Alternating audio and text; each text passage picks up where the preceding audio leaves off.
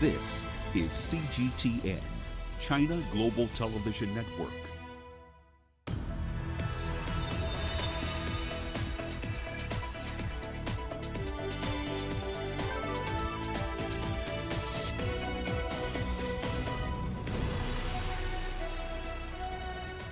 Hello there, welcome to this edition of Global Business Africa. In the course of the hour, we'll run through the business news stories you need to know about from the continent and beyond. First, there will kick update as far as the markets are concerned. August is turning out to be pretty rough for South African equities. 3 consecutive days of decline have seen the top 40 fall by nearly 5% so far in August. The decline in the top 40 was pretty broad. 36 component shares closed in the red. Richemont, Prosus and Anglo-American, they accounted for the bulk of today's decline. In East Africa, there are now at least 2 banks with an asset base over the 9.1 billion mark. One of those, KCB, did release its half-year results to a rather cool reception from the markets today. Its shares closed 3% lower, despite the firm reporting a doubling of earnings to at least $139 million. The disappointment reflected in the share price, though, may be a response to a lack of an interim dividend. Management did say, though, that they're keeping the powder dry, working to an acquisition in the Democratic Republic of Congo. Here's what's coming up tonight. South Africa's government inches closer to a rescue deal for the national carrier. We look at the prospects for reform in Nigeria's oil sector now that there's a new industry law in place.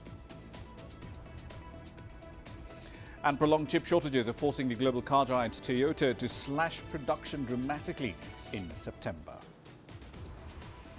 So we start in South Africa, where the due diligence for South African Airways' chosen strategic equity partner, the Takatsu Consortium, is at an advanced stage, and it should be wrapped up in a matter of weeks. This takes the airline one step closer to sealing a deal that will see Takatsu step in as a carrier's controlling shareholder. That, at least, is according to the South African Department of Public Enterprises. They made those comments during a presentation to Parliament's Portfolio Committee on Public Enterprises. According to the DPE, a draft sale and purchase agreement, or SPA, has been produced and it's being negotiated at the moment. Once the SPA stage is wrapped up, the department will be able to announce the completed deal and all its details to the public pending regulatory approval. Onto the opposite end of the continent, Egypt has allocated a total of $8 billion in public investments for the processing industry in the current fiscal year. This comes after reviewing the objectives of the processing industry as a whole. Over $1 billion of that cash will be directed to petroleum refining. The remaining $6.9 billion will go into non-petroleum processing sectors. The plan includes increasing industrial non-petroleum production in the 2021-2022 fiscal year by nearly 10%. To at least have an output of around $108 billion. In this respect, the plan is targeting to increase non-petroleum industries' output by a minimum of 10% during the current year to post $26 billion, up from $23 billion in the 2020-2021 fiscal year. In East Africa, FDI inflows into Tanzania are recovering, having hit a 5-year high of just over $1 billion last year, and that's despite the adverse effects of the COVID-19 pandemic. CGTN's Isaac Lucando has the details. Foreign direct investment inflows into Tanzania are on the up, but getting to the over $1 billion attracted last year has not been easy. The last time Tanzania attracted this much was in 2015, when it attracted $1.5 billion. You have a president or a minister or any other statesman running those policies, thinking this direction, and once another one comes in, then he changes or she changes everything, you run in a different, towards a different line. And that does not give confidence to the investors, whether they are within the country or from outside the country. Last year, Tanzania's economy grew by 4.7% amid the COVID-19 pandemic. Economists argue that the resilience of the country's economy may be one of the reasons behind the increased foreign direct investment. 5 months into her presidency, Samia Suluhu Hassan has set attracting more investments at the top of her agenda. I ask those supervising this area to be just. We want investors to enjoy a great environment in Tanzania. When we create bureaucratic situations, we discourage them. At around $3 billion worth of trade annually, China is one of Tanzania's largest foreign investors and could be a solution to the country's investment needs. The Chinese business community in the country has already signaled interest in investing in a number of projects, including the manufacturing of mobile phone handsets. According to the 2021 United Nations World Investment Report, foreign direct investment to Africa last year stood at $40 billion, a 16% decline compared to the previous year. The road ahead is not easy either, with investments on the continent expected to increase only marginally this year. As the African continent grapples with the effects of a third wave of the COVID-19 pandemic, economic experts say innovation and comparative advantages will be key in navigating these challenging times. Tanzania is bordering 8 African countries which are very strategic, and if you juxtapose that with logistics and transport, there is a lot that this country can gain from the foreign direct investments, and of course data have been showing the same. This year, Tanzania's central bank projects that the country's economy will grow by at least 5.6%. The government hopes that foreign direct investments will be the engine that drives that growth. Isaac Lukando, CGTN, Dar es Salaam. All right, then let's revisit our top story. The Takatso Consortium is essentially in the final stages of due diligence being done on it by the South African government, specifically the Department for Public Enterprises, and they expect that process to be wrapped up in another week or two. But who exactly is behind this consortium, and what should you expect as a South African taxpayer, assuming they actually close the deal? Let's find out. Angelo Coppola joins us now live from Johannesburg with more data on the story. So let's start with that particular point, Angelo. Who's behind this Takatso Consortium, and do we know what price they're paying for acquiring a controlling stake in SAA? Well, look, it's an interesting mix. Some analysts are telling me it includes Global Airways, which in fact owns recent low-cost entrant Lyft into the South African market, with Gideon Novak, who's in charge there, and he's been around in the low-cost airline game for years now. And then there's a black economic empowerment infrastructure business called Harris General Partners. They're likely to be putting up the money to get those engines started. As an aside, though, Harris also owned the Lanseria International Airport on the southwest side of Johannesburg, so they have some experience in the airline industry. In terms of price, though, for that stake, a number has been bandied about, but it's unclear if it's a purchase price or an injection, or it's equity, or it's airlines. We're not sure what the sale value is. We do know that it's for 51%, but the new owners aren't saying anything just yet in terms of what they're actually going to be paying. Ramah? So more money questions coming up here, because SA reportedly needs at least $200 million just to keep the lights on over the next 3 years. Is there a guarantee from Takatso that they will provide that money? And if not, will taxpayers be on the hook again for more loan guarantees? Well, look, the initial announcement was made. It was sort of unclear how the consortium is actually going to fund this deal. It's still unclear. But what's not up for debate is that the Public Enterprises Department and what it's going to do. During a parliamentary briefing on Wednesday, the Public Enterprises boss made it quite clear that the department wouldn't provide more capital. That department says that it's been very clear on that position from day one. Some analysts may disagree with that sentiment. But it's likely taxpayers can now breathe a sigh of relief because they have another big problem looming. They have to start worrying about how they're going to part with 12% of their take-home pay to fund a proposed new government pension fund if National Treasury gets its way. Ramah? So when it comes back online, perhaps later this month or maybe in September, SA is going to be much, much smaller than it was pre-pandemic. There's a steep fall in demand for aviation services in the region and worldwide. Do we have any clarity on what the fleet size and the employee complement will look like? Well, look, it's going to be a lot smaller. While it was in the air 2 years ago, it had the dubious distinction and honor of being amongst the most staff-heavy airlines in the world. 2 years later, and we believe several planes have already been leased, which isn't really a big deal considering that one of the consortium shareholders is in the airline charter business. On the question of staff complement, well, it's estimated to be in the region of 1,000 people, but what remains unclear there is if that number includes staff at SAA Technical or not. It's also understood that the airline is going to be focusing on domestic and regional flights first, so they'll use smaller aircraft bodies for that. But there's no clarity yet when exactly that airline will actually climb into the air.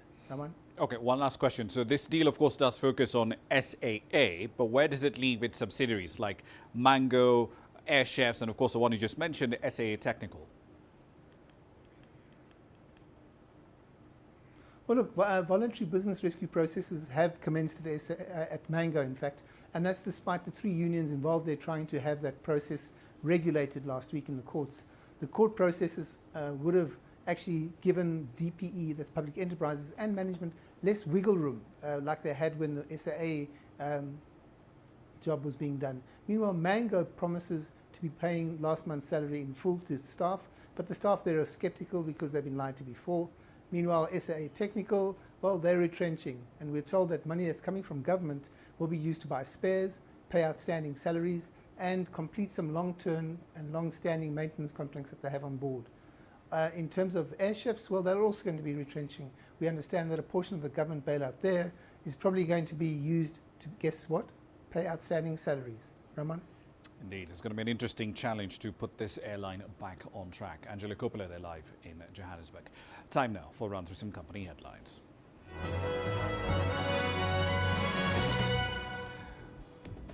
Let's start in the world of software as a service. Pure Software, one of the fastest growing software firms in the world, founded by Reed Hastings, you know him as chairman and co-CEO of Netflix, has set up shop in Nairobi, Kenya. That is his first African office. The company is focused on fintech, 5G and digital transformation. It says that the new office will expand its reach on the continent. Banking and financial services, retail and logistics, gaming and telecommunications, these are some of the industries that the software company will be serving. Kenya's KCB Group says that its net profit has more than doubled in the first half of 2021 compared to the same period last year. The nation's largest bank by assets reported a net profit of $139 million in the first 6 months of the year, up from $69 million a year earlier. KCB's primary source of revenue, interest income, increased by 14% to $430 million from $378 million in the same period last year. 2 months after South Africa's Competition Commission prohibited a proposed takeover of Burger King by an international private equity fund due to a lack of black ownership, the deal is now back in the cards after the parties agreed to a revised set of conditions. The fund, owned by Emerging Capital Partners, it's a US private equity firm that focuses on Africa investments. Burger King SA operates more than 90 fast food restaurants right across South Africa. And finally, the Wall Street watchdog has charged 3 former Netflix software engineers over an alleged insider trading ring that made $3 million. The US Securities and Exchange Commission said confidential Netflix subscriber growth data was used at the heart of the scheme. The data was allegedly used to trade the streaming giant shares well ahead of its earnings reports. That's a run through your company headlines. You're watching Global Business Africa. Time for a short break. Here's what's coming up.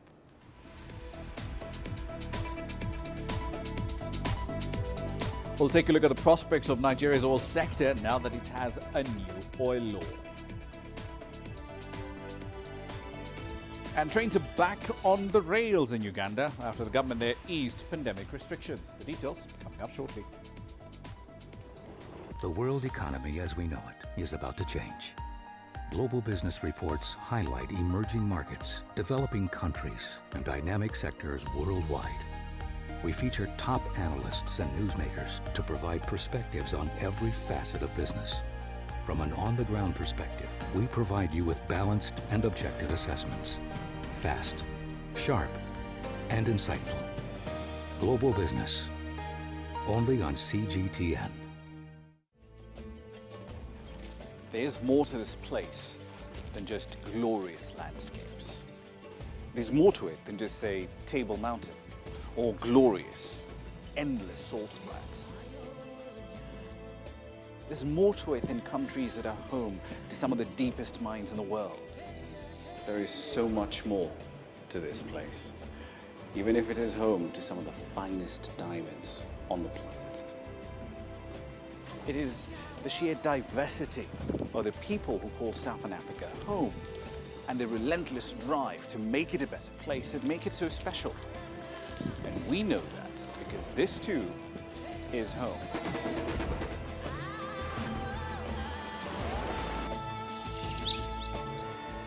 no one knows Southern Africa like we do. CGTN. See the difference.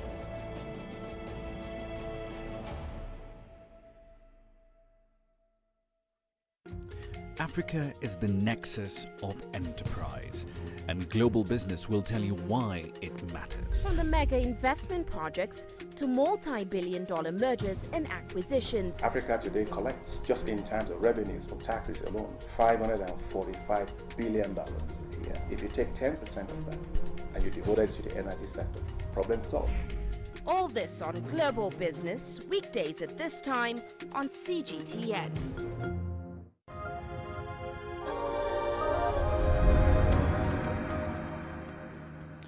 Welcome back. Let's head over to Nigeria. The country has adopted a new law to govern its oil and gas industry. Over a decade after lawmakers started working on what is now known as the Petroleum Industry Act, President Muhammadu Buhari finally assented to it. CGTN's Deji Badmus explores the key changes this law aims to make. In the close to 20 years that Nigeria's lawmakers haggled over the petroleum industry bill, it's estimated that the country lost at least $50 billion of investments in its oil and gas industry. While the government failed to get the bill passed, investments in the industry literally dried up as investors either adopted a wait-and-see approach or looked elsewhere.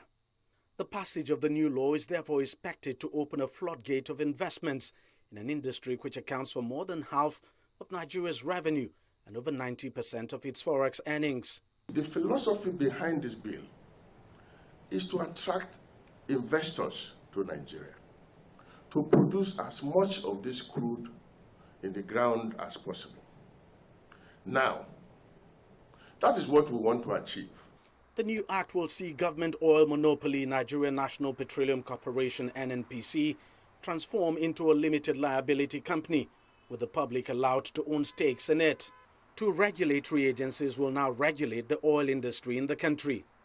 The PIB has clearly stipulated a time frame within which the new NNPC will be in place. It has given a time frame of 6 months, within which time the Ministry of Petroleum, the Ministry of Finance, together will incorporate NNPC Limited. That process will soon start. It means that there will be more jobs for Nigerians. It means there will be greater transparency in the industry. It also means that investment into the industry will sharply increase. To put all of this in perspective so that there's an understanding of what all of this means. The laws that we have been using before the PIA were laws that were from the 1959. Obviously, technology has changed, social interactions have changed since then. But not everyone is happy with the new law. Oil-producing communities in the Niger Delta region want oil producers to allocate more money to funds set up to develop the communities hosting their operations. The new law pegs the allocation at 3% of the operating cost of the oil producers. The host communities had been agitating for 10%. We are talking about close to 3 times the amount of money that is available to NDDC as of today. So while technically, aesthetically, it does not make a lot of sense for you to say they reduced it from 10% to 3% politically, but in reality, it is still a lot of money. You have 1% to TED fund. You have another percentage to NCDMB. All that goes into the production cost and hikes the production cost. So you have a situation where the production cost is going up. So you must be very mindful of heaping up more cost on that operational cost. The new law is also expected to effectively end gas flaring, which is a big problem in the country's oil-rich Delta region. President Muhammadu Buhari has now set up a team headed by the Minister of State for Petroleum Resources to ensure the new law is fully implemented within the next 12 months. Deji Badmus, CGTN, Lagos, Nigeria. And remaining in Nigeria, where smallholder farmers are finding it increasingly difficult to get access to loans, despite the country's central bank deliberately ramping up funding to spur agricultural output and reduce FX demand for food imports. The CBN has released over $1.8 billion to more than 3 million smallholder farmers so far. And that's part of a state-led push to wean Africa's largest economy from its heavy reliance on oil revenues, while also closing the domestic demand-supply gap in food production. CGTN's Kelechi Emekalam reports from Abuja. 40-year-old John Anzaku has been farming for almost 15 years. He grows maize and beans on his 3-hectare land for sale and consumption. John cannot afford to hire laborers, so he relies solely on family to work on the farmland. He's yet to record success in accessing credit facility from the central bank. He complains that the loan requirements are too stringent. Since then, I've never seen... I have heard the government is helping farmers, but I am yet to receive a cent from the government. I went to a bank a while ago to see if I could access a loan for my farm. They asked for collateral and other things. As a farmer in a rural area, I could not meet their requirements. The central bank has been ramping up funding for farmers to boost food production across the country. It recently released about $2 billion to more than 3.7 million smallholder farmers. The target? To cultivate 4.6 million hectares of farmland. But industry observers say the funding models adopted are not flexible enough. One thing is releasing money. Another thing is ensuring that this money is actually going to those who are actually farming. And then making the process easier for the farmer. The conditionalities attached to the ordinary farmer having access to real support structure must be made in such a way that it is actually going to the farmer is having easy access, the conditions are not so extreme, and then you must also understand that majority of those who are farming are in rural Nigeria. You can't be telling the rural farmer to go and give you collateral. Nigeria's agricultural sector remains highly strategic in the nation's drive to diversify its economy. The sector contributes 24% to the nation's GDP. Smallholder farmers produce 98% of foods consumed in Nigeria. You should not be looking at financing and then giving the farmer money for 6 months. How can CBN be giving farmers money for 6 months? Sometimes I wonder how that works. You cultivate, you prepare your land, you go through the process of harvest. When they harvest, the price is low, and then you warehouse before you make money. All commercial agri packages should not be less than 24 months. Experts recommend that the government have a method that monitors the disbursement of funds and also leverage on the local government data to ensure support gets to those who genuinely need them. Kelechi Emekalam, CGTN Abuja, Nigeria. Onto the world of currencies, Zambia's kwacha continues to extend gains against the American dollar, making it the world's best performing currency ever since Hakainde Hichilema was announced as the winner of the August 12th presidential election. The kwacha has appreciated by nearly 8% this week to around 1792 to the greenback. That is the best performance out of the more than 140 currencies tracked by Bloomberg. Puts it effectively on track for its strongest close since May 2020. Zambia's $1 billion Eurobond due in 2024, which is essentially in default at the moment, but it advanced for a 4th consecutive day to the highest level in more than 2 years. It's now priced at just under 76.2 US cents on the dollar. Investors are effectively betting that Mr. Hichilema, who will be formally sworn in on the 24th of August, will be able to secure an IMF program and an associated $1.3 billion loan by the end of April 2022. On to Egypt now. The government there is rushing to build a lot more public housing for state employees in the country's new administrative capital. The project is one of the most prominent of a series of different infrastructure schemes being pursued by President Abdel Fattah el-Sisi. CGTN's Noel Makugu reports. The Egyptian government has been racing against time to build new homes for thousands of middle-level civil servants expected to move to Badr city. This is the first phase in the housing project for the civil servants of the new administrative capital, which includes 376 buildings and more than 9,000 units. The challenge has been how to finish this large number within the specified time frame while maintaining the quality of the interior finishing. It was difficult, but we solved it because we worked throughout our holidays. The government turned to private developers to build pricier residential districts within the grandiose new capital. The developers have been designing units for more than 6 million people to live in over 168 square kilometers beyond Cairo's outer reaches. And though the government ministries are largely complete, other areas of the new city and transport links are still under construction. One of our main missions and what we were trying to achieve before time ran out was not to be an obstacle for the moving process of civil servants to the new capital. We could not have accepted a situation where the president, for example, would order the move in August or October and for us not to be ready by then. And not just the housing, but also full furnishings such as electricity, water, gas, telephone lines. When you enter an apartment, you see that the telephone is working, the internet is working, natural gas is working. Of course, electricity and water are essentials. Egyptian President Abdel Fattah al-Sisi has already inaugurated 9,024 housing units in the now complete first phase. Another 4,704 units are under construction in the second phase. President al-Sisi says the grand opening later this year will mark the birth of a new nation. Noel Makugu, CGTN. On to Uganda now. Trains are rolling once again after a 42-day lockdown due to a decline in new COVID-19 cases in the East African country. But, as CGTN's Hilary Ayesiga now reports, the service is back with regulations designed to limit the spread of COVID. It's rush hour in Kampala, and travelers are making their way home. The quickest means is by rail transport for many.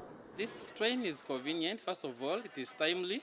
It doesn't, the jam doesn't affect it. The fare, only 3K. Commuters have not been able to use the trains because of the recent lockdown. Now the Ugandan authorities are ready to resume transport services, but on a limited basis. Just 2 trains are operating along 2 congested routes across the city. Enter the coach that is printed on your ticket. Make sure that the number that is in every coach is not beyond the number we agreed upon. And the next thing is sit according to the numbers printed on the coach, sides and down, to enable spacing, that is social distancing, amongst yourselves as you're on board. Uganda is just emerging from the second wave of COVID-19. Local authorities say they are taking every measure to contain the virus. Each of these coaches is carrying a maximum of 60 passengers, which is about 50% of the train's capacity. The train inspectors say they are encouraging social distance among travelers to curb the spread of the virus. The World Health Organization guidelines recommend mask wearing, the frequent washing or sanitizing of hands, and social distancing. And with strict adherence to these measures, local authorities believe they can further reduce the spread of COVID-19 in the country. Hilary Ayesiga, CGTN, Kampala, Uganda. You're watching Global Business Africa. Time for a short break. Here's what's coming up.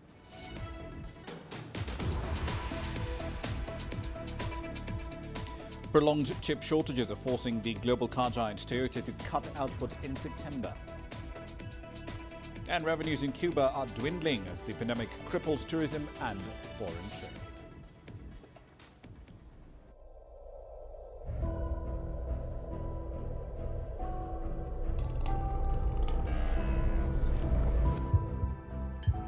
It's just taken me completely out of my depth, but at the same time it's exciting.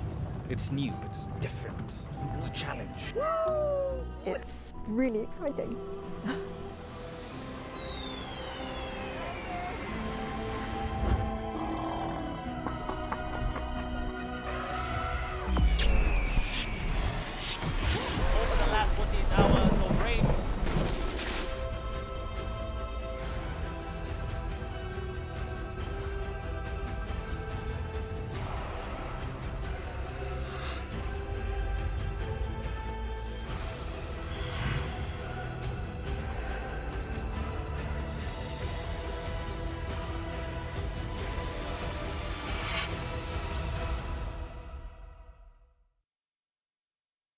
business in Africa is at a crossroads.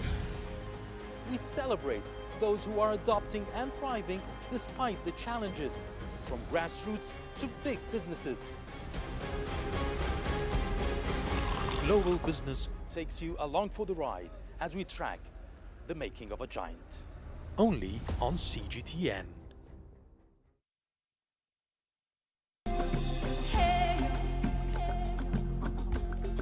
Accra is my kind of city. That's because when I'm here, I feel like I'm back home in Lagos or Abidjan, which are two of the major cities I grew up in. Business in Africa is high risk. After about a decade covering business news on the continent, I've learned it's all about the high risk, but also the high returns and the high energy. You simply have to adjust in order to keep pace.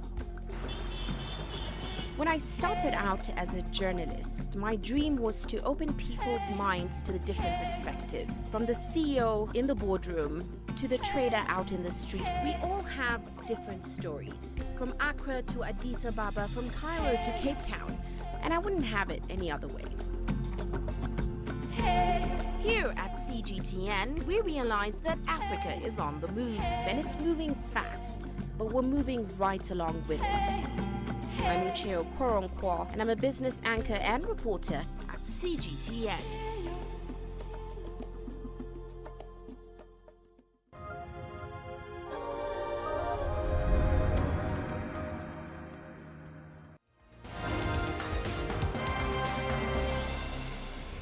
Welcome back. Let's run through some of the stories making your headlines at this hour, starting in Cameroon. Clashes between herders and fishermen on the northern side of the country have left at least 32 people dead so far this month. According to the United Nations Refugee Agency, some 19 villages have been burned to the ground. The UNHCR also says some 11,000 people have fled to Chad and more than 7,000 others have been displaced after ethnic fighting broke out in the area on the 10th of August. The European Commission says it's reached a temporary agreement with South Africa to use a plant there to bottle Johnson & Johnson COVID-19 vaccines. Under the terms of this deal, South Africa's drug maker, Aspen Pharmacare, will do the bottling operations of the vaccine substance produced elsewhere. Then it will transfer the finished doses to South Africa and the EU. Reports indicate that roughly 10 million of the vaccines will be imported into the European Union. Residents of an area of Addis Ababa, which is hit by torrential rain and severe flooding, are still counting their losses. The city administration says 7 people were killed in those rains earlier this week on Tuesday.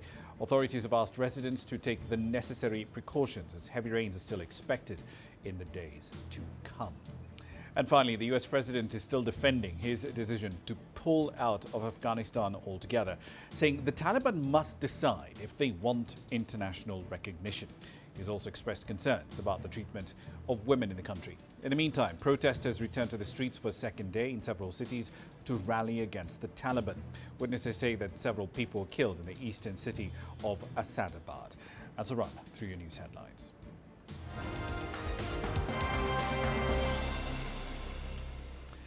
Now, Toyota says it will cut vehicle output by 40% next month, and it's all down to the global shortage of microchips.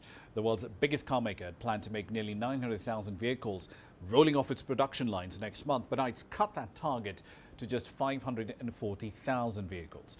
Volkswagen, the world's second biggest car producer, has also warned it may eventually cut output even further.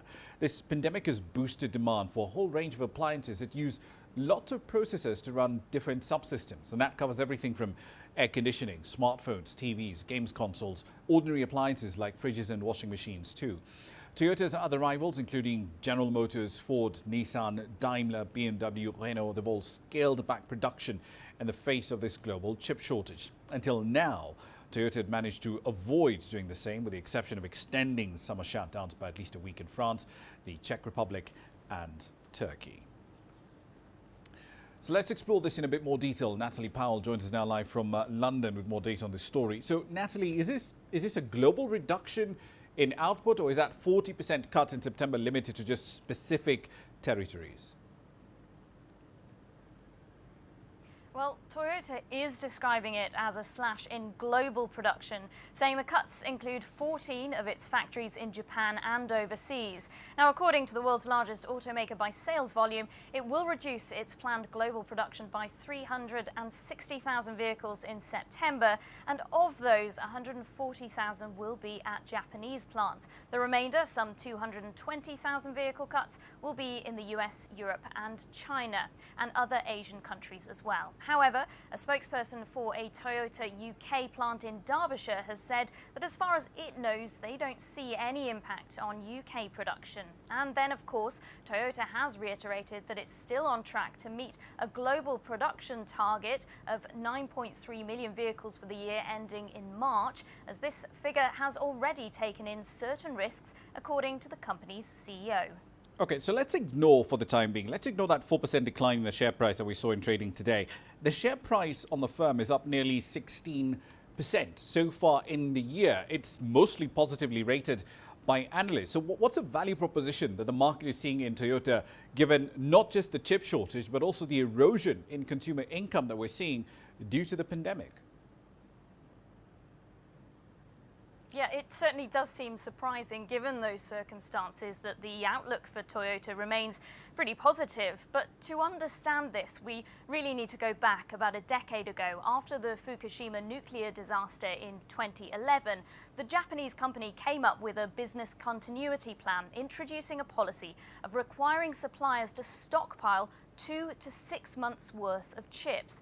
And that's why Toyota has been largely unscaled so far by the global shortage of semiconductors, which has occurred because of a surge in demand for electrical goods, as well as slower production and supply chains due to the COVID-19 pandemic. Which means the Japanese car maker has weathered the storm better than some of its rivals, and only now having to announce plans to cut output due to the global chip shortage, making it the last major automaker to do so. Even so, Toyota shares, as you mentioned, dropped by 4% on the trading session, their biggest daily fall since December 2018. Okay, so Intel's CEO, Pat Gelsinger, he says that the worst of this chip shortage is yet to come. And this sounds already pretty dire at the moment. He says it might take another 12 to 24 months until supply is essentially back to normal. Why is that? Well, there is a lot of concern from companies that rely on chips for their products, and there are a number of different projections being thrown around about when things are likely to improve. So Volkswagen, for example, says the issue is likely to persist until the end of the year. We hear from other car makers forecasting it could drag into 2022.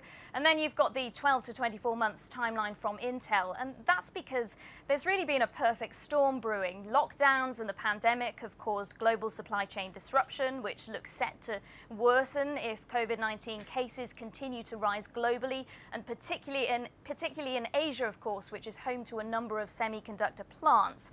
The highly infectious Delta variant has further disrupted supply chains, and the shortages have led to soaring material prices as well. And for the automakers specifically, well, they're also facing competition from the sprawling consumer electronics industry for chip deliveries. And the situation is so serious, in fact, that US President Joe Biden has signed an executive order vowing to seek $37 billion in funding to increase chip manufacturing in the US. Indeed. We'll leave it there for the time being. Natalie Powell in London there. Thank you for the update. Now, Cuba's economy has been absolutely battered by the COVID-19 pandemic for over a year now. Foreign trade, tourism and other major sources of external revenues have all declined steeply. Last year, Cuba's economic output contracted by 11%. And that has grim consequences for local businesses and people's living standards. CGTN's Luis Chirino reports from Havana. Since last year, Cuba has faced severe shortages of basic goods and products, including food, medications, and other services due to the economic impact of the coronavirus pandemic. Economists describe the consequences of the economic slump as very deep. Ha sido realmente muy complicado. The macroeconomic scenario has turned very complex. For instance, private workers are affected by the sanctions imposed by former U.S. President Donald Trump, banning cruise ships and flights to Cuba, and on top of that came COVID-19. And after 1.5 years of home confinement, no schools, no recreational or cultural activities, plus blackouts and long queues for food, really pose a very tough situation. Jorge Almanza, who owns a rental apartment on the island, says tourism has been negatively impacted by the pandemic. El sector de las casas de rentas particulares en Cuba se ha visto especialmente afectado. The private home rental sector has been strongly hit by COVID-19, so we have looked at some modest market niches, not as rich as previous ones, but they help us to keep working. I'm talking about visiting relatives and friends of Cuban families looking for rented homes. Almanza says the government has provided some solutions to help businesses. The government reduced taxes, opened wholesale markets, lowered prices of products and provided us with non-tariff imports, which benefits our private jobs. The country's economic slump has led to overwhelmed markets and services as the people try to survive the health crisis. The Cuban government is implementing a far-reaching plan of action aimed at encouraging the economic performance of the state and private sectors. Economists here say the government's decision to legalize small businesses on the island has been a wise move. The factor that can lead to economic growth in the next couple of years is the non-state sector, which was very restricted during the past 6 decades. It is in this sector where I can see the potential of Cuban economy.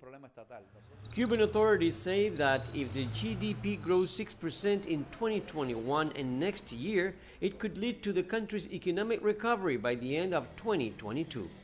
Luis Chirino, CGTN, Havana. As major wildfires continue to rage across northern California, one region is taking extra precautions to protect the livelihoods of the people who live there. Napa Valley is the most valuable wine-producing part of the United States. Growers there know all too well the threat fires do pose to lives and livelihoods. Mark New has the details. In September 2020, the glass fire ripped through California wine country, destroying more than 1,500 structures and causing billions in damages. A year later, the devastating effects of Napa Valley's glass fire are still highly visible. Right behind me used to be lush green forest woodlands. Now, for a stretch of about 16 kilometers, it's blackened and decimated. It ran through our property within 3 or 4 hours and totally devastated, as you can see, the wildlands around the property.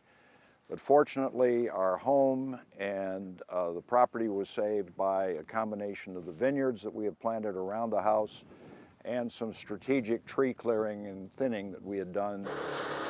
Because this year's drought conditions have resulted in the fire season starting months earlier, Jones Family Vineyards has stepped up the brush clearing.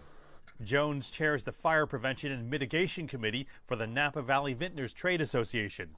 We have a very assertive effort called the Napa Communities Firewise Foundation that has got a plan to spend $10 million a year reducing fuels throughout the county. In addition to that, we need more firefighting resources. We need to have a concerted effort to balance the climatic impact of wildfires and of the need to preserve our water resources. As wine growers work to protect themselves against deadly wildfires, they also face another threat: insurance companies unwilling to share in the risk. The insurance market is chaotic right now, is the best way of describing it. Many of the wineries in Napa have actually had insurance policies canceled. The fire was burning. I mean, that manzanita pile right there was burned. We've already gone up there and cleared the stuff that burned the most, right? But right on top of this hill, as the flames started kicking up into the crowns of these trees, helicopters dropping totes of water to put that out. While Schramsberg and Davies Vineyards was fortunate to save its buildings, it lost 85% of last year's crop. The insurance really, I mean, it's 4 times what it used to cost, and it provides you about 25% of the coverage that it used to. But we just can't afford the full coverage that we'd ideally have. A big challenge is trying to rejuvenate burnt-out areas while making them more fire-resistant. We are adjusting to a different reality. The amount of work that people are putting in to become more fire safe, it's dramatically different than what it was 10 years ago, and their dividends will come. Davies believes this year's crop is on track to be a good one. The grapes harvested in about a month will go into wine production in 3 years' time. meaning planning for the future always begins now. Mark New, CGTN, Napa Valley, California. Huawei has opened a new testing and innovation center in the Brazilian city of Sao Paulo. CGTN's Paulo Cabral had a tour. The big 5G players are moving their equipment and getting into a position to be ready for when this technology makes its way into people's lives. Chinese company Huawei recently opened an experimentation center in São Paulo, an investment of about $6.5 million to showcase its technology and the potential of 5G. Ele tem como principal objetivo ajudar os nossos. This centre was created to help our customers and partners to find solutions using the 5G technology and find ways to improve the efficiency of the network and the efficiency of business applications. Sem dúvidas, espaço como esse permite a troca. This kind of space allows for the exchange of experiences and the running of conceptual tests. This helps to convince potential customers of the benefits that can be brought by the 5G technology. The 5G technology is coming, and it brings with it a promise of disruption in the ways people do businesses in commerce, services, industry, and agriculture. In this experiment, a camera watches over cattle using an algorithm developed by Brazilian university researchers to pinpoint which cows are ready to reproduce, a job that normally would require a person on 24/7 watch. When the artificial intelligence algorithm indicates there is a cow in heat, it automatically sends an alert to a programmed smartphone using an app we have developed, so the farmers can seclude this cow from the herd to direct it into artificial insemination. The impact of the 5G technology promises to be broad for people and businesses, with big opportunities ahead. Paulo Cabral, CGTN, São Paulo. Now, before the COVID-19 pandemic struck, Dubai International Airport was pretty consistently among the top 5 airports in the world, at least as measured by passenger traffic.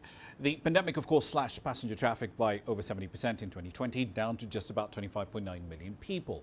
Aviation authorities there, however, are now betting that in an era of social distancing, minimal contact, that we as passengers will be willing to accept the speed and convenience of facial recognition and retinal scans, even if it comes with concerns about privacy and data security.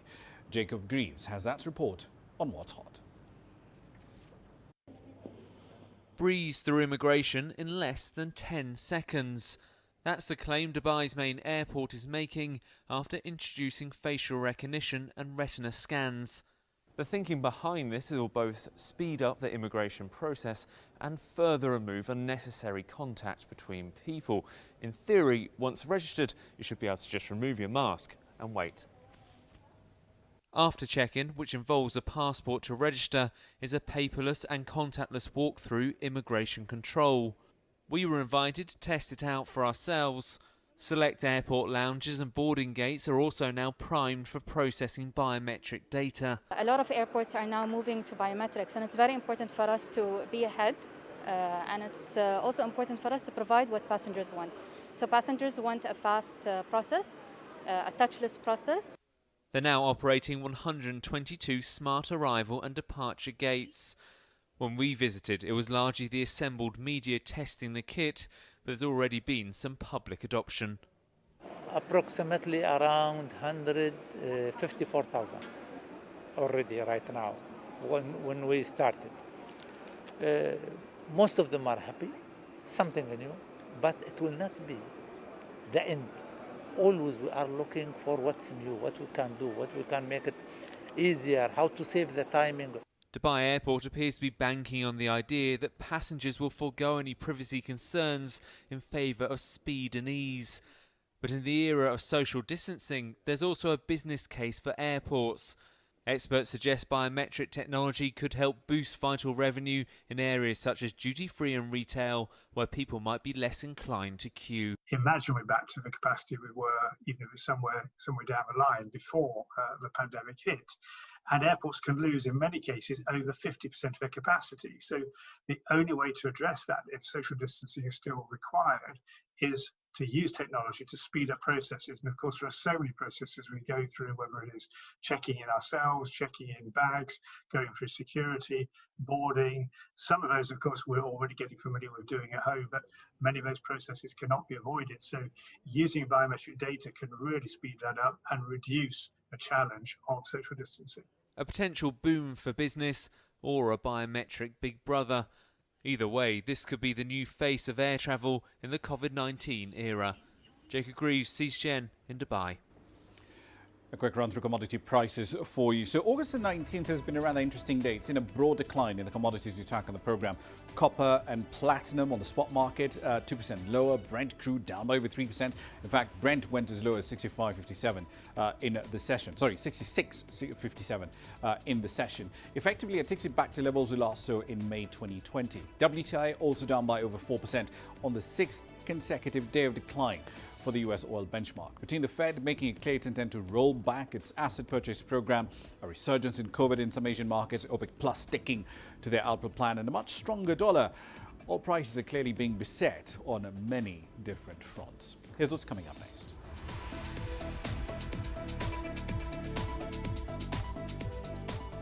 Cote d'Ivoire's artists are turning trash into interesting works of art. Their stories coming up next.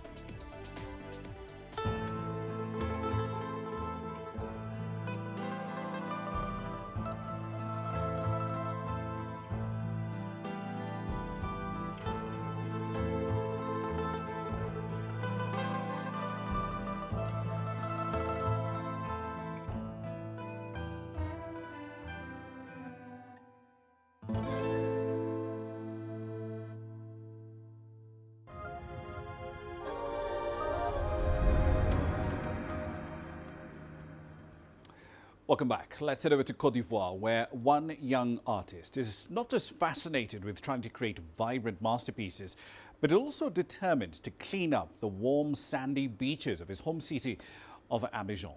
With that story, here's CGTN's Wanja Mungai. Aristide Kwame regularly comes through the beaches of Abidjan in search of a particular type of trash. He considers this type of waste a treasure. As an environmentalist and an artist, his mission is to collect flip-flops for his artwork. This is waste that men dumped into the sea, and the sea brings it back to us because she doesn't want it. The environment doesn't want the negative things that man gives away, so the sea brings everything back to us. When I go pick up waste, there are a lot of questions such as, what will you do with all this? Will you sell the flip-flops? I simply respond that I am an artist, and by picking up this waste, I am removing this burden on nature. I am removing something that disturbs the beach because I don't like to see it dirty.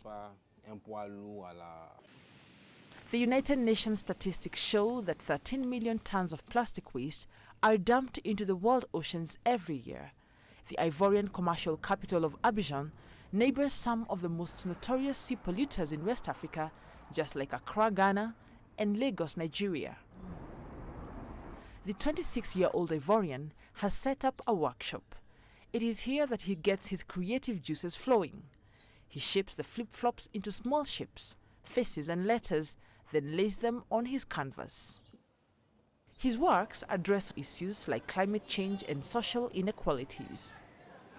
He celebrates iconic figures like Martin Luther King and Nelson Mandela. Recently, most of his works have been centered on COVID-19. Today, he is working on a portrait of a mother and her child, both wearing masks. These faces, for me, they represent society. These faces next to each other is humankind, and humankind needs an environment that is pleasant to live in. This work is about COVID-19 because that's what dominates the news these days.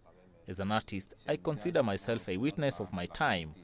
That's why I produced this work, not only to show that this is a dangerous disease, but also to bring an additional push in the fight against this disease. His masterpieces have made it to national and international galleries, as well as museums. Local and foreign art lovers adore his creative pieces. All these flip-flops associated together is our world. I liked this process, this involvement, both environmental and artistic. Kwame pieces cost as much as $1,000. Conservationists have been advocating for the blue economy, a concept that calls for global citizens to protect life underwater while gainfully exploiting marine resources. Kwame's artistic efforts go a long way in realizing this goal. Wanjamangai, CGTN. On to South Africa. That country's prolonged pandemic restrictions have forced many an entrepreneur to completely reinvent their business in order to survive. Those in the export and the tourism sectors particularly have been really hard hit, and both sectors are yet to fully recover. CGTN's Julie Shah takes a look at a business that remodeled itself from the ground up in order to survive. Business was booming for Durban-based Afri-crafters. Overseas orders were rolling in and it had a steady flow of work for its creatives until the coronavirus pandemic hit. So we all, like the rest of the world, had to just take a big breath, sit back and watch everything unfold and decide we could either just fold at that point in time or we could just wait and see what would happen, which is what we did. The months to follow were tough, but founder Lucretia Poulton knuckled down, set expansion plans in motion, and opened shop at one of Durban's prime tourist spots.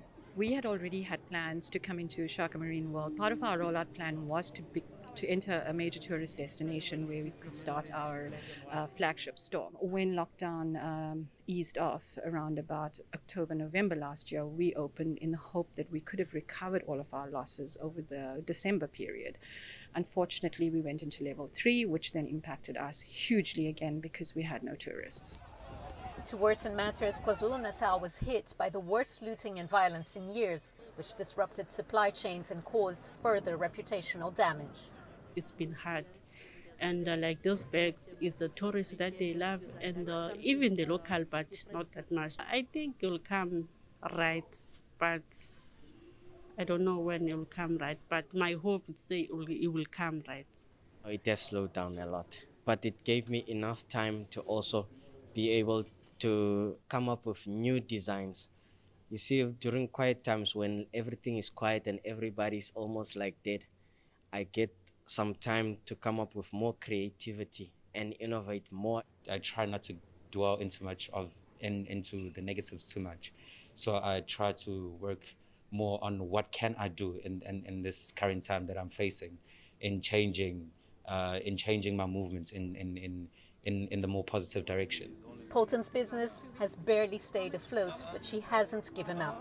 She's investing further in her artists who create a range of products including handbags, clothing and metal art from recycled drums and car parts. So we are in the process of considering manufacturing. We haven't quite decided what we're going to be doing, but together with the entrepreneurs that fall under my banner, we intend to have a meeting and sit down and brainstorm a few ideas as to how we could take this entire thing forward in terms of manufacturing.